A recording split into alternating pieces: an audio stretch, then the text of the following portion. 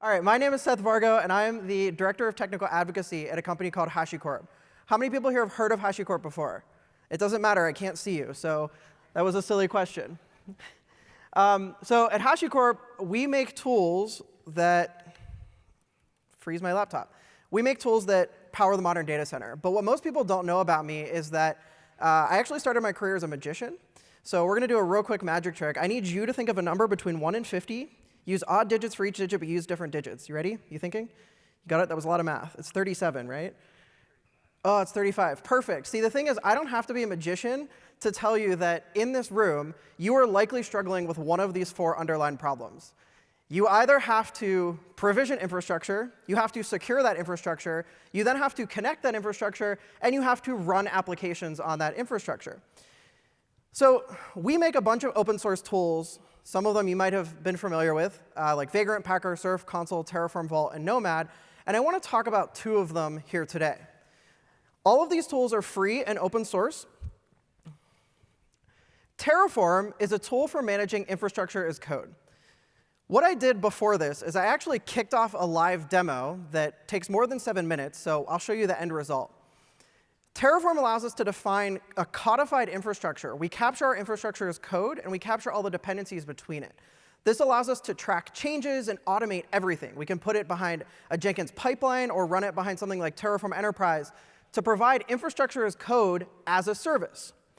By doing this, we gain all of the benefits that application developers have had for years. We get code review, we get pull requests, we get change requests. But all of this can be tested and automated. More importantly, Terraform provides the same workflow. It doesn't matter whether you're a designer, or a developer, or a sysadmin. Terraform provides the same workflow. And with abstractions like modules, you can easily define different patterns in your organization. So your security team can make your VPC and networking modules, and your database team can make your database modules, and other people can consume those. You can create self-service workflows in organizations. And for small startups, you can put everything in one file. You don't have to use that layer of abstraction. And lastly, Terraform allows us to create reproducible infrastructure. How many people here have a long-lived staging environment? No one? You're all cheating. A lot of people pay thousands or tens of thousands of dollars a month for a long-lived staging environment.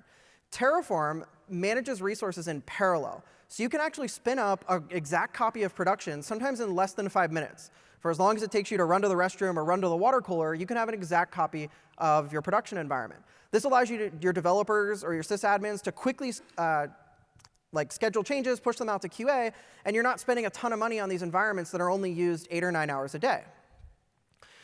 One of the really important key points of Terraform is its ability to combine.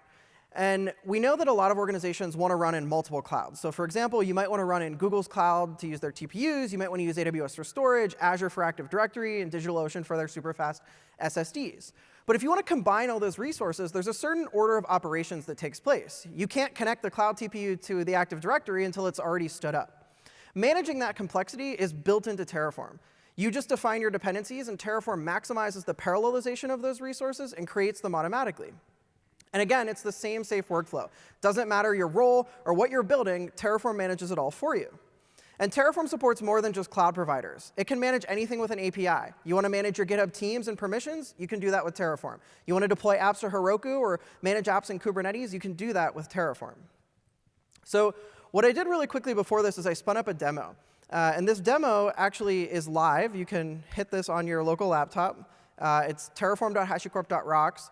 What this is a public-facing load balancer that's hitting 2 public clouds simultaneously. And those clouds are actually connected together via a VPN tunnel. So if you've ever tried to set that up on your own, you know just how painful that can be. It was one command with Terraform and about 100 or so lines of configuration, including comments. Every time I want to stand this up, I can just run that simple command, and I immediately have the replicated environment. So that looks like this. So we actually built this. You can hit that on your phone if the Wi-Fi will hold out. And each time you hit that DNS, you're hitting a public-facing load balancer in the cloud, which is being routed to a private subnet. And those private subnets are peered together across 2 major cloud providers. All of this is achievable with Terraform, and it's very, very simple. So the next thing I want to talk about is security. Another tool we make is Vault. And Vault is designed to automate modern secrets management. So in order to talk about modern secrets management, we have to talk about not modern secrets management.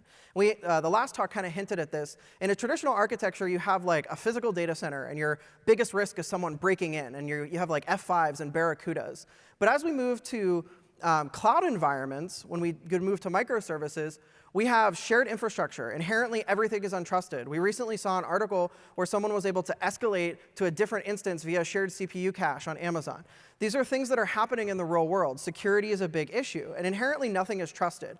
And as we move to microservices, we have to communicate between services, and we have to do mutual TLS, and everything is inherently untrusted. So Vault is designed to solve these problems in a modern architecture. Again, free and open source. Vault is an encrypted KV store. So you can think of it as like encrypted Redis or encrypted Memcache. But it also acts as encryption as a service. You can give Vault data, it'll encrypt it, and give it back to you. So this allows for really high throughput, really high scalability, while adhering to all of your different security principles that you might have in your organization. Where Vault really separates itself is its dynamic credentials. And I want to show you that very quickly. So if I jump over here and I SSH into this box here, what I have here is a Vault server that I've configured in advance. It's up and running. So I'm going to go ahead and authenticate. And the Wi-Fi is super slow.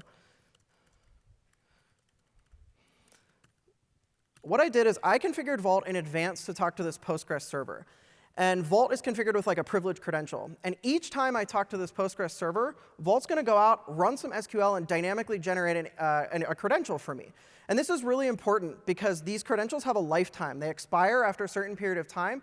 And we have programmatic access. This is all API enabled. So your applications can request unique credentials for them specifically.